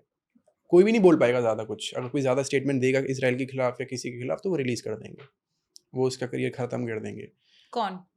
जिनके पास एक्सेस है, ओके। हाँ, तो वो मोस्टली क्यों नहीं कर इंटेलिजेंस, रहे? क्योंकि उनको फ़ायदा निकालना है ना, इसी दिन के लिए तो करा था उन्होंने रिकॉर्ड कि आज तुम अब काम आओ, अदरवाइज़ हम रिलीज़ कर देंगे, ब्लैकमेलिंग बोलते हैं इसको। ब्लैकमेल जितना करेंगे उतना उनका फ़ायदा निकलेगा। अब ईरान वाइप आउट हो जाता, जो उनको लगता था कि हुँ, अमेरिका साथ आएगा, इतने 200 जेट्स जाएँगे साथ में, तो हुँ, और अगर आप सोचो, हुँ, मैं ही देश में राजा हूँ और हुँ, मेरे 50 लोग हैं जो सबसे टॉप कमांडर हैं, जिनके पास सारा एक्सेस है, पैसे से लेके हर चीज़। अब वो सब एक कमरे में बैठे, सब गायब हो गए। मैं मतलब दूसरे देश वाला बंदा तो ये सोचेगा अब तो गया ये, गया अब हाँ, क्या है? डन। तो और दूसरा लीडर आएगा, उससे पहले हम प्रोटेस्ट करवा देंगे, जो एग्ज़ैक्टली हुए भी। हुँ, इंटरनेट पे सिर्फ़ वही चीज़ आ रही थी जो ईरान के खिलाफ थी। हुँ, और ऑल अराउंड द वर्ल्ड जो मुस्लिम्स थे, जो क्योंकि जो खamenei था, काफ़ी मतलब मानते थे लोग उसको, सुप्रीम लीडर था वो उनके लिए। तो जब वो उसकी डेथ हुई, तो इन द ईरान हुँ, ऐसे प्रोटेस्ट आ रहे थे कि अच्छा हुआ मर गया, लड़कियाँ सिगरेट जला रही हैं, लड़कियाँ हिजाब उतार के खुद खुश हो रही हैं कि वो डिक्टेटर गया। लेकिन बाकी दुनियाओं से तो ये आ रहा था कि एक लीडर चला गया हुँ, हमारा, ये वो। मैं सपोर्ट नहीं करता ईरान को इतनी तरीके से, क्योंकि उनका ये हार्श ज़्यादा था, हुँ। इसीलिए उनको टारगेट किया गया। अगर वो क्यों? थोड़ा-सा भी हार्श नहीं होते ना रिलीजियसली, तो वो नॉर्मल रह जाते। जैसे सऊदी अरेबिया को पता है, मालदीव्स को पता है कि अगर टूरिज़्म लाना है, अगर बाहर की दुनिया को लेके आना है, तो हमें तो नॉर्मलाइज़ करनी पड़ेंगी ना चीज़ें। ईरान में बहुत कम लोग घूमने जाते हैं, टूरिज़्म से थोड़ी चलता है ईरान। लेकिन सऊदी अरेबिया, आप देख लो, 40% पहुँच गया होगा ऑलमोस्ट टूरिज़्म के मामले में। आई am talking about Dubai, UAE, और इधर कतार में भी अच्छा टूरिज़्म चलता है। मिडल ईस्ट में अच्छा चलता है टूरिज़्म। हुँ, इन देशों में लोग जाना चाहते हैं, क्योंकि उन्होंने वो सेफेस्ट चीज़ें बनाई हैं। अब खुद के लोकल्स के लिए अलग रूल हैं, लेकिन टूरिस्ट के लिए कोई रूल नहीं है। हुँ, आप मालदीव्स में भी खूब शराब पी सकते हो, लेकिन हुँ, वहाँ के लोकल नहीं पी सकते। हुँ, तो अब लेकिन सेम गोज़ विद आयतुल्लाह जो थे, उन्होंने भी बोला कि नहीं, हम न्यूक्लियर वेपन नहीं बनाएँगे, this is against our religion, हुँ, ये बॉम्ब खतरनाक होता है, ये वो, हमारे में अलाउड नहीं है। बट कुछ चीज़ें ऐसी होती हैं जो आपको साइड में रख के लॉजिकली सोचना पड़ता है। अगर वो उस टाइम बना लेते, हुँ, जब देश बना रहे थे, इंडिया हुँ, बना रहा था, हुँ, पाकिस्तान बना रहा था, और भी देश बना रहे थे, तो उसी लाइन में ये भी, क्योंकि अमेरिका का फ़ोकस था यहाँ पे, हुँ, है ना? और रज़ा पहलवी की जब सरकार थी, उसके बाद जब ये चेंज हुआ, 8 साल इन्होंने इराक से लड़ाई लड़ी। हुँ, उस बीच में बना लेते। आई मीन रहता होगा, लेकिन इतनी ज़्यादा इंटेलिजेंस तब नहीं थी, हुँ, जो आज है। क्योंकि तब उन्होंने प्लांट किए थे उस वॉर के टाइम पे, जब इराक से बिज़ी था, तब मोसाद ने प्लांट कर दिए होंगे अपनी एजेंट्स। किसी से शादी कर ली होगी किसी ने, उसका बच्चा उसको उसने बनाया होगा या XYZ, फिर उसने उसी तरीके से उसको ट्रेन करके ऑफिसर लाइन में भेजा होगा, किसी को फाइनेंस बनाया होगा, किसी को मिलिट्री में भेजा होगा। Now they are on top official, तभी तो मतलब मैं तो बंकर के नीचे अगर 50 लोग बैठे हैं तो बहुत ही तगड़ी इंटेलिजेंस चाहिए उनको मारने के लिए। 200 फाइटर जेट भेजना और उनकी रेडार में भी नहीं आ रहे हैं, तो बिल्कुल एक्यूरेट इन्फॉर्मेशन थी। अब तक क्यों नहीं आई? क्योंकि अब तक नेगोशिएशन के लिए वो बाहर नहीं आए थे, और जैसे ही बाहर आए उनको पता चल गया कि यहाँ पे हैं ये लोग। जब से एप्स्टीन फाइल आई है अब तब से उठाना वीडियोस हुँ, और आर्टिकल्स हुँ, और आज तक की स्टडी करना, या हुँ। फिर कोई भी आपके पास कोई प्रोग्राम या AI हो उससे स्टडी करवाना, और यू विल फाइंड कि नैरेटिव कितनी कितनी तगड़ी तरीके से चेंज हुआ है। और पहले लोग UN में किस तरीके से बोलते थे और अब किस तरीके से बोलते हैं। क्या डिफरेंस है? यही डिफरेंस है कि लोगों को पता है कि मेरी कुछ फाइल्स या मेरी कुछ पर्सनल इन्फॉर्मेशन इनके पास है, तो अगर मैं ज़्यादा बोला, मतलब पहले ही बातें कर, मुझे तो ऐसा लगता है कि पहले ही बातें कर लेते होंगे कि यार मैं तुम्हें क्रिटिसाइज़ करने वाला हूँ हुँ, या मैं ये ट्वीट करने वाला हूँ इस हुँ। अटैक पे, ताकि थोड़ा-सा ना नॉर्मल मेरे देश में भी चीज़ें रहें। तो आप ज़्यादा माइंड मत करना। अदरवाइज़ वो अगर वो रिबेलियन पे चले गए कि हाँ। ये तो गलत हो रहा है, ये गलत हो रहा है, ईरान के लिए तो कोई नहीं बोलेगा, लेकिन अगर किसी और कंट्री में, ऐसे देश में लड़ाई हो जाएगी, जैसे ग्रीनलैंड लेने वाले था वो, तो हुँ, यूरोपियन कंट्रीज़ बिल्कुल गुस्सा हो गई थी, सारी चीज़ें हो गई थी, लेकिन रोक नहीं पाते। अच्छा। हाँ, ट्रम्प को रोक नहीं पाते, हुँ, क्योंकि इज़राइल साथ था उनके हुँ, उस चीज़ में। और इज़राइल साथ इसलिए था क्योंकि इज़राइल के पास बहुत सारी चीज़ें होंगी उनकी। हुँ, अब कोई देश ज़्यादा बोल सकता है क्योंकि उसकी नहीं होंगी ब्लैकमेलिंग की चीज़ें। मुझे एग्ज़ैक्ट इन्फॉर्मेशन तो नहीं पता कि किसकी क्या वीडियोज़ कौन-सी किसके पास हैं हुँ। या कौन-सा लीडर है। बट जो भी नैरेटिव चेंज हुआ है वो एप्स्टीन विल की फाइल की वज़ह से हुआ ही हुआ है। ताकि ये वॉर उन्होंने इसलिए छेड़ी कि एप्स्टीन फाइल्स के बारे में और इन्फॉर्मेशन नई बाहर आ जाए और लोग इसके बारे में बात नहीं करें। हाँ, ब्लैकमेल किया होगा इज़राइल ने प्रॉपर तरीके से। कि अगर आप ये नहीं करोगे तो हम और एप्स्टीन फाइल्स निकाल देंगे। हुँ, ये नहीं करोगे तो फिर हम रिलीज़ कर देंगे, फिर आप जानो आपकी पावर जाएगी। पावर थोड़ी जाएगी, फिर सब कुछ जाएगा उसका। एप्स्टीन फाइल से सब कुछ जा सकता था। ऑब्वियसली जा सकता है, आपको पता नहीं है, आपको आपने सुना होगा, जितना तो सुना है, जितने फ़ोटोज़ बाहर आए हैं, है ना? ये नहीं दिखाया गया कि कौन किसके साथ है, कौन क्या कर रहा है। कुछ वीडियोज़ थी, पोर्नोग्राफिक वीडियोज़ थी जो कि यूएस कोर्ट में ही रिलीज़ हुई हैं। वो भी इतनी हाई-फाई नहीं थी, जो कि लोग आज ज़िंदा हैं या फिर जो नामी लोग हैं, बड़ी पोज़ीशन में बैठे हैं, उनमें से कुछ नहीं था। बस नाम थे कि कोड वर्ड यूज़ करे गए हैं, मोदी जी का कोड वर्ड यूज़ कर लिया, ट्रम्प का कोड वर्ड यूज़ कर लिया, उन्होंने ऐसा बोला है। बट वो सही में थे, ये नहीं पता। अब मैं वो तो बहुत डिस्टर्ब हो गई थी उन दिनों जिस टाइम पे कि विक्टिम्स ने खुद इंटरव्यू दिए थे हुँ, कि मेरे साथ ये हुआ है, उसने ये किया है, और उनके मैंने इंटरव्यूज़ बहुत दबा साल दिए। पहले उसकी नेटफ्लिक्स पे डॉक्यूमेंट्री भी देखी थी, जेफरी एप्स्टीन की। वो भी काफ़ी डिस्टर्बिंग थी। आई उस कुडन्ट बिलीव ऐसा होता है रियल लाइफ पे। और रिलीज़ होने से पहले उसको मरवा दिया, जेफरी एप्स्टीन को। मतलब ये नहीं, सारी जेल चीज़ें, में मरवा दिया। हाँ, ये सारी चीज़ें कनेक्टेड हैं कि इसको मरवा देते हैं ताकि ये कोई सबूत ना रहे, फिर हम अपने हिसाब से ब्लैकमेल करते रहेंगे। अगर आपको अ, अपने हिसाब से बताना होता कि ये वॉर कैसे खत्म होगा और कौन सा एक राइट तरीका है इस वॉर को खत्म करने के लिए, तो वो क्या होता? इज़राइल को मनाना, सबसे बड़ी बात। एग्ज़िट हो जाएगा इस वॉर में से, क्योंकि ईरान तो चाहता है, एक पार्टी तो चाहती है कि हो जाए। एक पार्टी चाहती है, दूसरी पार्टी को तो मनाना पड़ेगा। Israel doesn't want. एक बार को यूएस मान जाएगा, इज़राइल नहीं मान पाएगा। ओह! इज़राइल को तो वाइप आउट करना ही है, मैं आपको बार-बार बोल रहा हूँ। मोसाद का इतनी सालों की मेहनत, इंटेलिजेंस इतनी, और इज़राइल को कम नुकसान नहीं हुआ है। Israel is like 20% destroyed hmm, at the moment. बड़े-बड़े शहरों पे बहुत मिसाइल, वो तो आने नहीं दे रहे हैं न्यूज़ में बाहर, क्योंकि वही अपने हिसाब से वेस्टर्न कल्चर वो चलता है, नैरेटिव उनका, सारी चीज़ें कंट्रोल्ड हैं। तो इज़राइल इतना झेलने के बाद क्यों करेगा? अगर यूएस पीछे हट जाएगा तो उसको हटने नहीं देगा यूएस को पीछे, क्योंकि Mossad is deeply penetrated in the US politics, उस हिसाब से मैं बता रहा हूँ। मोसाद यूएस पॉलिटिक्स में कैसे इन्वॉल्व्ड है? अब वही हिसाब है कि सारी चीज़ें जब यूएस कंट्रोल कर रहे हैं, है ना? और इतना ज़्यादा नेशनलिस्ट, मैं बता रहा हूँ, जितने इंडियंस हैं, जैसे हमारे यहाँ अगर कोई सोल्जर जा रहा है, या अभी कल को किसी को बोल दिया जाए कि यार वहाँ पे वॉर हो गई है, आपको हुँ, जाना पड़ेगा, सिविलियंस को भी बोल दिया जाए तो एक बार को चल देंगे, हुँ, हम लोग चल देंगे। और हमारे यहाँ ऐसा नहीं है कि अब दुश्मन को छोड़ के और हथियार टेक के साइन कराओ कि यार हमने तो हार मान ली। नहीं, नहीं, हम वीरगति को वाली चीज़ें होती है इंडियन आर्मी में, कि मर जाओ, क्योंकि हमारी सोसाइटी एक्सेप्ट नहीं करेगी हमें हुँ, कायर, और उस हिसाब से कि हमारे अंदर वो घुसा हुआ है। हुँ, सेम गोज़ विद ज्यूज़। अगर ज्यूज़ के संग ये चीज़ है कि अ, अभी लोग जॉब मतलब छोड़-छोड़ के आ रहे हैं कि हमें वॉर में जाना है। आई मीन वुमेन्स, मेन, जितने भी लोग हैं, हुँ, वुमेन, मेन, सारे लोग आ रहे हैं छोड़-छोड़ के कि नहीं, हमें आर्मी में जॉइन करना है क्योंकि our country is in war. तो उस हिसाब के नेशनलिस्ट होते हैं ज्यूज़। तो ओह! जब सारी चीज़ें वही कंट्रोल कर रहे हैं अमेरिका में, पॉलिटिक्स में, तो ऑब्वियसली कहीं न कहीं इन्फ्लुएंस होगा ही होगा। हुँ, अगर कोई भी बंदा है हुँ, जो जिसके पास किसी के प्राइवेट चीज़ें हैं, या वो ब्लैकमेल कर सकता है, या उसके पास सोशल मीडिया का कंट्रोल हुँ, है ना? तो वो हमेशा यूएस के हिसाब से तो नहीं चलेगा, वो अपनी इज़राइल की भी सुनेगा, क्योंकि उसका ओरिजिन वहाँ से है। तो ये हुँ। होता है। तो इज़राइल को मनाना चाहिए। इज़राइल अगर इज़राइल इज़ द वन जिसको मनाना चाहिए, और इज़राइल को मनाने के लिए मिडल ईस्ट कंट्री नहीं कुछ कर पाएँगी, फिर यूएस को मिडल ईस्ट कंट्री यूएस पे प्रेशर डालेंगी। हुँ, वही है, ईरान जितना कॉस्टली बना सकता है दुनिया के लिए, वो उतना बना रहा है हुँ, इस वॉर को। जितनी कॉस्टली होगी उतना नुकसान यूएस को होगा, हुँ, क्योंकि उसका इन्फ्लुएंस कम हो रहा है। अगर उसका इन्फ्लुएंस खत्म हो गया तो $38 ट्रिलियन का डेट कैसे चुकाएगा वो? हुँ, चाइना का मेजॉरिटी ऑफ हिस्सा कर्ज दे रखा है चाइना ने हुँ, यूएस को, ट्रेजरी बॉन्ड्स के तौर पे। कनाडा का है, सऊदी अरेबिया का बहुत ज़्यादा है, मिडिल ईस्ट कंट्रीज़ का बहुत पैसा है। तो वो हटा लेंगे, वो क्यों वहाँ पे रखेंगे हुँ, जब आप प्रोटेक्शन नहीं दे रहे हो तो, और इकोनॉमी इतनी डाउन हो रही है तो। हुँ। तो फिर कहीं न कहीं घूम के टेबल पे पर जब बैठेंगे, तो इज़राइल वहाँ से उठ के चल देता है कि नहीं, मैं नहीं मानूँगा। तो उसको बिठाना पड़ेगा, उसको ओह! रोकना पड़ेगा, और इवन ईरान यूएस की बात नहीं मानेगा, हाँ, ईरान इज़राइल की बात मानेगा कि तू साइन कर। तू बता कि तू हम पे कभी अटैक कि नहीं यू विल करेगा। नॉट अटैक ऑन अस हाँ, हाँ, कि आप तू हम हमारे करीब ज़्यादा है। यूएस तो कर ही देगा, यूएस तो आज कर देगा, कल तोड़ देगा उस चीज़ को। बट इज़राइल की बात तो कभी कल को वो दिखा तो सकते हैं कि आपने पहले ये किया था। तो ये solution is a good solution. हाँ, तो इज़राइल मान जाए तो हो जाए। नहीं तो तो ये वॉर एंड ये तो होगी। हमारे लिए भी बहुत गलत चीज़ है फिर ये वॉर। ये सब तो हमने बहुत सीरियस सब बातें कर ली, लेकिन जो मैं ट्वीट्स देख रही हूँ और जो मैं पढ़ रही हूँ, कभी-कभी मुझे इतना फ़नी लगता है, मुझे बार-बार देखना पड़ता है कि ये सच है कि नहीं, क्योंकि मैंने देखा 2 दिन पहले ट्रम्प ने एक ट्वीट में लिखा था, अगर हमारे देश के लोगों को ऑयल चाहिए और आपको ऑयल की कमी हो रही है, तो आप प्लीज़ जाके खुद ही ले लीजिए वहाँ हाँ, से। ऐसा ही हुआ था।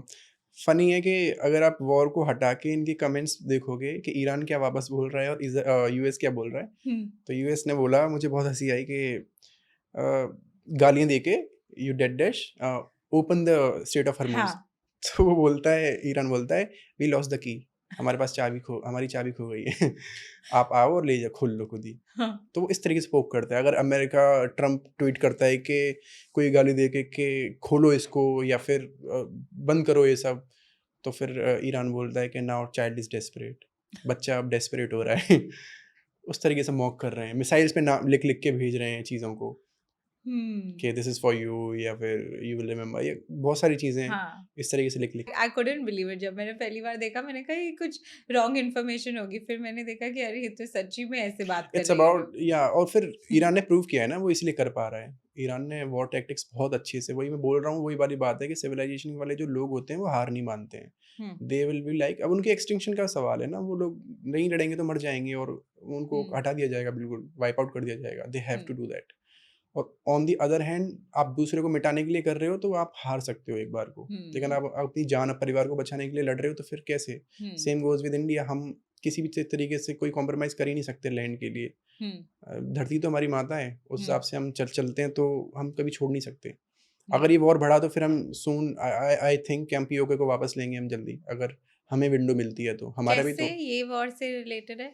अगर वॉर बढ़ती है आगे और देश इन्वॉल्व होते हैं, नाटो आता है और चाइना ताइवान ताइवान पे जाता है, तो चाइना 2 वॉर फ्रंट तो लड़ेगा नहीं, तो फिर हम अपने, हमारा भी तो लैंड पड़ा हुआ है दूसरों पे, कभी हुँ, ना कभी हमारे ब्लूप्रिंट्स बने हुए हैं उन चीज़ों के लिए हुँ, कि वापस लेंगे हम। हुँ, तो India India will go and take the PoK, फिर यूएन में जाके चीज़ें बाद में रिजॉल्व हो जाती हैं। स्टे लग जाता है कि आप जहाँ हो वहीं रह लो, हाँ। है ना? जैसे नॉर्थ कोरिया, ओह! साउथ कोरिया के बीच में हुआ था। तो हुँ, यही होता है, एक बार आप एनेक्स कर लो, हुँ। फिर वो आपका है। एक 25 साल के इंडियन इंसान के लिए जियोपॉलिटिक्स क्यों ज़रूरी है समझना?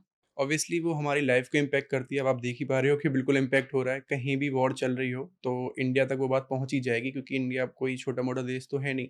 अब हम हर चीज़ में आगे बढ़ रहे हैं। आई मीन हुँ, इकोनॉमी में 4th लार्जेस्ट, और डिफेंस में हम 3rd पे हैं। तो इट्स एवरीथिंग कि हमारे पास जो रिसोर्सेज़ हैं, उसके बारे में हमें पता होना चाहिए। हमारे जो लीडर्स हैं वो ग्लोबली जाके क्या कर रहे हैं, उसके बारे में पता होना चाहिए। हुँ, सो इट्स वेरी इंपॉर्टेंट। हुँ, और मुझे तो ऐसा लगता है कि आजकल लोग इंटरेस्ट लेते हैं। अगर हम, जैसे मैं अगर I will be using operation Sindoor in this podcast, क्योंकि वो हमारा one of the successful mission था।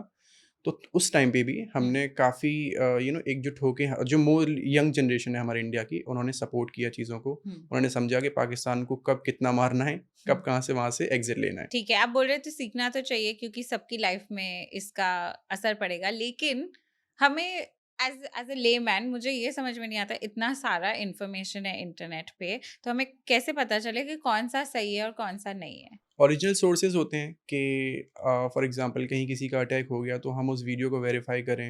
अब तो एआई की वज़ह से काफ़ी चीज़ें फ़ेक भी चलती हैं, जैसे नेतन्याहू की मौत हो गई, तो वो ट्विटर पे हाँ, बहुत चल रहा था, हाँ। But it's not true. और इतने लोगों ने उसको बिलीव किया कि उनको स्टेटमेंट देना पड़ा कि ही इज़ नॉट डेड। हाँ, उनको देना पड़ा और हमें सोर्सेज़ की अगर देखा जाए तो क्रेडिबल आर्टिकल्स देखने चाहिए, जो भी मीडिया हाउसेज़ हैं मोस्ट प्रोबेबली, और क्रिएटर्स सबसे इम्पोर्टेंट चीज़ होती है आज के टाइम पे, क्योंकि हम इतना न्यूज़ या मेन स्ट्रीम मीडिया पे बिलीव नहीं कर रहे हैं, जितना क्रिएटर्स पे बिलीव कर लेते हैं, इंस्टाग्राम या यूट्यूब पे। क्यों ऐसा कि हम मेन स्ट्रीम जो जर्नलिस्ट है उनको बिलीव नहीं कर रहे, टीवी को बिलीव नहीं कर रहे और इंस्टाग्राम को कर रहे हैं? इन शॉर्ट और वेरी फ्रैंकली वो बिके हुए हैं। अब आप देखिए, मेजॉरिटी ऑफ द टाइम 1 या 2 बड़े बिज़नेसेस ही उनको ओन करते हैं। तो ऐसा नहीं है कि वो ही अपने हिसाब से न्यूज़ चलवाते हैं, लेकिन जब कभी टाइम आया, अगर उनको अपनी इमेज क्लीन करानी है, कुछ भी करवाना है, तो then they can do. It's hmm, no big deal. इसमें ऐसा कुछ नहीं है कि हम लोग आँखें बंद कर लें कि हमें पता नहीं है कि क्या ये बोल रहे हैं। अगर वॉर चल रही है और हमारे इंडिया पे कुछ अटैक हो रहा है और वो इस समय मोदी जी के फॉलोअर्स दिखा रहे हैं कि 100 मिलियन हो गए, तो हुँ। कहाँ से कुछ है ही नहीं कनेक्शन, या एलपीजी की शॉर्टेज हो रही है और आप दिखा रहे हो कि कॉल आया ट्रम्प का मोदी जी को, ये वो मतलब कुछ भी बोल रहे हो, तो वो चीज़ें बिलीव नहीं होती ना। जो लोग एजुकेटेड हो जाते हैं थोड़ा बहुत, वो देख लेते हैं 4 लोगों को, 4 क्रिएटर्स को भी वो देख लेते हैं, उसके बाद भी वो पता चल जाता है कि हाँ, ये क्रेडिबल है, ये क्रेडिबल नहीं है। मोस्टली मैं क्रिएटर्स इसलिए नाम ले रहा हूँ क्योंकि वही लोग हैं जो बस्ट कर देते हैं।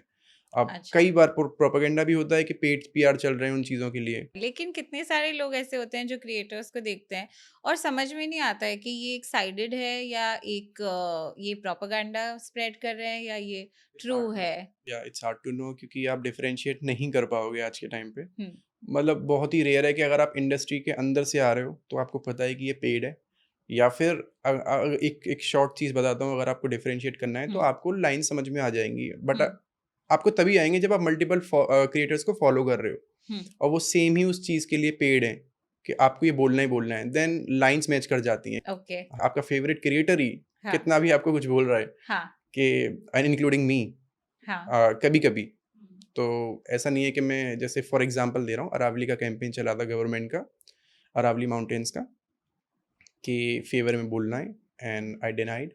अच्छा खासा पेमेंट वो दे रहे थे। आपने मना कर या दिया। ऑब्वियसली आई हैव टू, क्योंकि वो चीज़ सही नहीं है। क्यों सही नहीं है? ऑब्वियसली अगर आप अरावलीज़ को ही हटा दोगे, तो फिर किस तरीके से वहाँ के लोग या दिल्ली के लोग सर्वाइव कर पाएँगे? पानी कहाँ से आएगा? बहुत सारी इश्यूज़ हैं। और माफ़ियाज़ को फिर वो चीज़ें एक्सेस मिल जाता है, आप कितना भी यू नो माइनिंग करो, कितनी भी यहाँ से मिट्टी हटाओ, और फिर कितने अच्छे-अच्छे जो रिपोर्टर्स जिन्होंने जान दे दी इस चीज़ के लिए रिपोर्ट करते-करते, तो हम उनके साथ तो नाइंसाफ़ी नहीं कर सकते। ओके, तो फिर ऐसे क्रिएटर्स के बारे में बात करते हैं जो इस इंडस्ट्री में हमें ये न्यूज़ देते हैं। जैसे कि ध्रुव राठी हैं, अब बहुत लोग उनको मानते हैं और उनको फॉलो करते हैं। ब्लाइंडली तो हम किसी की बात में नहीं कर सकते, खुद का दिमाग होना चाहिए, but he is a good good creator मेरे हिसाब से। मैंने उसे बहुत पहले फॉलो किया हुआ है, और काफ़ी चीज़ों में मैंने सीखा भी है, और मैंने खुद की कंटेंट में भी अप्लाई किया है। But when it comes to the opinions, उसके हो सकते हैं, and we can't hate him कि उसके क्या ओपिनियंस हैं। हो सकता है वो किसी गवर्नमेंट के लिए ज़्यादा फेवर हो सकता है उस पे पैसा आ रहा हो, लेकिन in terms of knowledge, history videos, कुछ वीडियो ऐसी हो गई कि ट्रम्प के ऊपर बनानी है, या X Y Z, I am giving example, तो वी कैन रिलाई, अच्छी इन्फॉर्मेशन देता है। हुँ, बट इफ वी उनका कंटेंट अच्छा है, हाँ, स्पेशली कंटेंट। एजुकेशनल कंटेंट हाँ, जो बट अगर आप वो बताते हैं। बोल रहे हैं कि इसको वोट दो, इसको वोट मत दो, हुँ, तो ये तो अपना पर्सनल ओपिनियन है ना। वो हुँ, तो मेरा भी कुछ हो सकता है, आपका भी कुछ हो सकता है, वो उस पे अपना समझ होनी ज़रूरी है। हुँ, तो अब सही है, गलत है, मैं तो कमेंट नहीं कर सकता इस चीज़ पे, क्योंकि अपना-अपना ओपिनियन है, and obviously he is biased with one government and opposing one. Opposition में अपोज़ करने में मुझे कोई प्रॉब्लम नहीं है, अगर कुछ गलत हुआ है तो अपोज़ करो, अगर कुछ सही है तो फिर नहीं करना चाहिए, सपोर्ट करना चाहिए। अगर वॉर के टाइम कुछ वॉर किसी और देश से हमारी हो जाती है, जैसे ईरान के साथ इस समय हो रहा है, तो उस समय हमें स्टैंड करना चाहिए, किसी भी हालत में, इंडिया के साथ। जैसे बहुत सारी हेडलाइंस ऐसे आती हैं और लोग सिर्फ हेडलाइंस पढ़ लेते हैं लेकिन पूरा न्यूज़ नहीं पढ़ते। I think that is also a very big problem क्योंकि आजकल सबको क्विकली इन्फॉर्मेशन चाहिए। There is a thing called hook. हर क्रिएटर करता है कि एकदम से हुक कुछ दे दो एंड देन आप पब्लिक का अटेंशन ले लो। अगर आप आधा ही देख के चले गए फिर तो आपको ये समझ में आएगा कि कुछ ना कुछ हो गया। हुँ, अदरवाइज़ मेरे हिसाब से तो रीडिंग हैबिट्स डालनी चाहिए इंसान को। हुँ, बुक पढ़ो डेली, जो भी इंटरेस्ट, फैंटेसी से लेके स्पिरिचुअल, जो भी अच्छा लग रहा है। एक बार आपको आदत डल गई उस चीज़ की, तो मुझे लगता है आप आर्टिकल्स भी पढ़ोगे, फिर न्यूज़पेपर भी पढ़ोगे, क्योंकि अब वो चीज़ें कम हो गई हैं, न्यूज़पेपर बहुत कम लोग पढ़ते हैं। अगर किसी को जियोपॉलिटिक्स के बारे में और सीखना हो तो ऐसी कौन-सी 3 या 4 यूट्यूब चैनल्स हैं जहाँ से उन्हें सीखना चाहिए? अगर यूट्यूब चैनल लॉन्ग वीडियोज़ देखना चाहते हो तो अच्छी बात है, क्योंकि केस स्टडी और लॉन्ग वीडियोज़ में अच्छे से समझ में आता है ना? शॉर्ट्स में अगर मैं भी इंस्टाग्राम पे रील बना रहा हूँ, तो पूरी तरीके से आपके सारे पन्ने नहीं खोल दूँगा वहाँ पे। हुँ, एक स्पेसिफिक पॉइंट के बारे में बता पाऊँगा।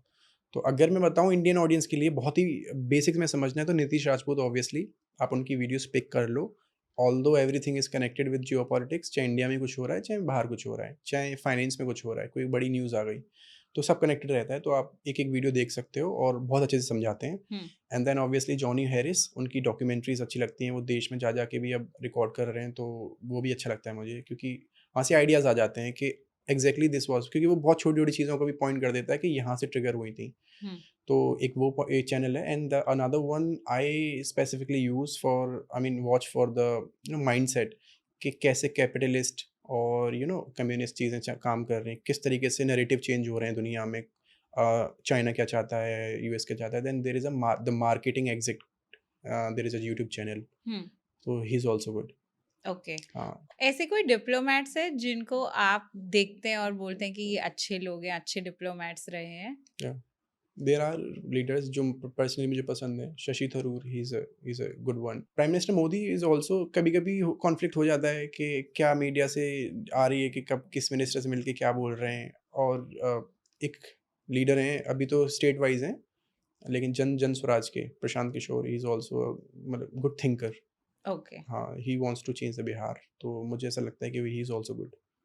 लगता है ऐसा मीडिया नैरेटिव से, और उनसे जितना पढ़ा है मैंने उनको, तो मुझे वो भी ठीक लगते हैं। Thank you so much for coming on the show and sharing all so much information. Pleasure is all mine, thank you for inviting. Thank you guys so much for watching another episode. I hope आपको मजा आया और आपके फिर भी कोई questions हो तो हमें नीचे कमेंट्स बॉक्स में बताइए। Don't forget to subscribe. I see you in the next one.